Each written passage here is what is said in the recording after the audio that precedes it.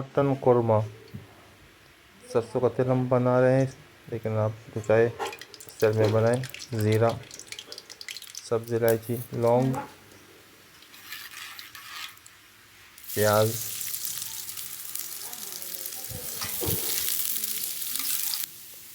Mutton शामिल करें और अच्छी तरह पकाएं।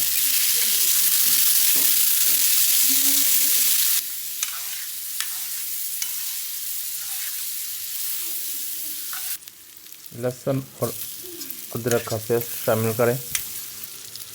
हल्दी, लाल मिर्च, धनिया और नमक हस्ब जायका शामिल करें।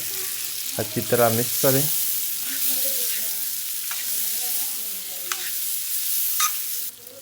फिर इतना पानी डालें कि गोश्त बिल्कुल गल जाए। ढक्कन इस पर रखें और इसके बाद फिर दही शामिल करें। और आप देख रहे हैं वो कैसे माशाल्लाह कितना अच्छा कौरमा बना है। फिर कौरमा मसाला बनाएं, दालचीनी सब कुछ शामिल करें, सब्ज़ी इलायची, जावित्री। आपका कौरमा रेडी है, देख रहे हो। अगर अभी तक आपने हमारा चैनल सब्सक्राइब नहीं किया है तो ऐसे मज़ीद रेसिपी के लिए मेरा चैनल सब्सक्राइब करें।